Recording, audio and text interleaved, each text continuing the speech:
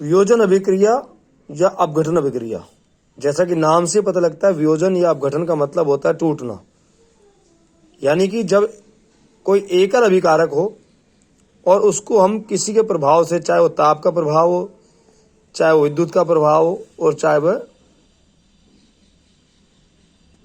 प्रकाश का प्रभाव हो, इन सभी प्रभावों से जब हम उनको उसको दो या दो से अधिक उत्पादों में तोड़ देते हैं तो इसे वियोजन अभिक्रिया कहते हैं। अपघटन वियोजन एक ही अर्थ होता है। अगर पहले बात करें इसके प्रकारों की तो ऊष्मीय वियोजन, वैद्युत अपघटन जब विद्युत के द्वारा वियोजन, और प्रकाशीय अपघटन, तीन प्रकार हो जाते हैं। ऊष्मीय वियोजन की बात करें तो ऊष्मीय वियोजन में सिंपल सी बात है सभी के लिए कि एकल अभिकारक होगा और दो या दो से अधिक उत्पाद बनेंगे। अब अगर वो ऊष्मा के कारण होता है तो ऊष्मीय अपघटन हो जाता है, अगर विद्युत के कारण होता है तो वैद्युत अपघटन हो जाता है, और अगर वो प्रकाश के कारण होता है तो प्रकाशीय अपघटन हो जाता है। यानी कि सिंपल सी परिभाषा है कि जब ऊष्मा के कारण या ताप के कारण कोई एकल अभिकारक दो या दो से अधिक उत्पादों में टूट जाता है तो हम कह सकते हैं कि ऊष्मीय वियोजन हो रहा है। देखिए कैल्शियम कार्बोनेट CaCO3, इसको हमने ऊष्मा दी, इससे कैल्शियम ऑक्साइड प्राप्त हुआ, यानी CaO बिना बुझा हुआ चूना प्राप्त हुआ, और साथ में कार्बन डाइऑक्साइड गैस निकली। ये जो CaO है, कैल्शियम ऑक्साइड है, इसका उपयोग हम सीमेंट बनाने में करते हैं, सीमेंट के निर्माण में इसका उपयोग होता है। दूसरा, हम विद्युत अपघटन के बारे में बात करें तो विद्युत धारा जब प्रवाहित करते हैं जल के अंदर तो जल एक एकल अभिकारक हो गया H2O। यह दो या दो से अधिक गैसों में, आप देख सकते हैं यहाँ पर दो गैस निकल रही हैं, हाइड्रोजन और ऑक्सीजन,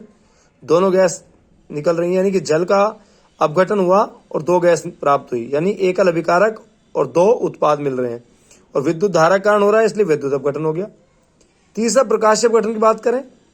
तो प्रकाशीय अपघटन में हम देख रहे हैं प्रकाश की उपस्थिति के कारण जब एकल अभिकारक दो या दो से अधिक उत्पादों में टूटेगा तो उसे प्रकाशीय विघटन कहेंगे, या प्रकाशीय अपघटन कहेंगे, प्रकाशीय वियोजन कहेंगे।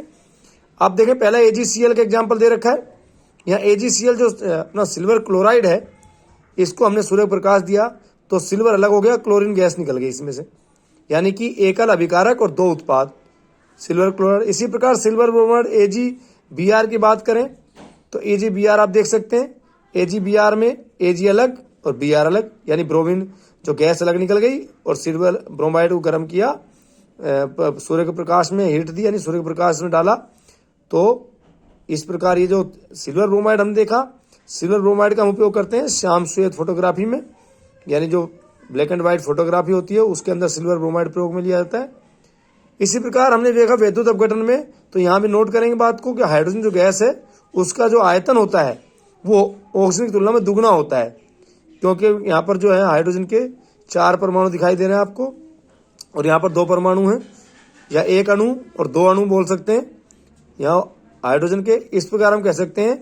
कि ये 3 प्रकार का जो वियोजन है या अपघटन है ये हमारे कोर्स में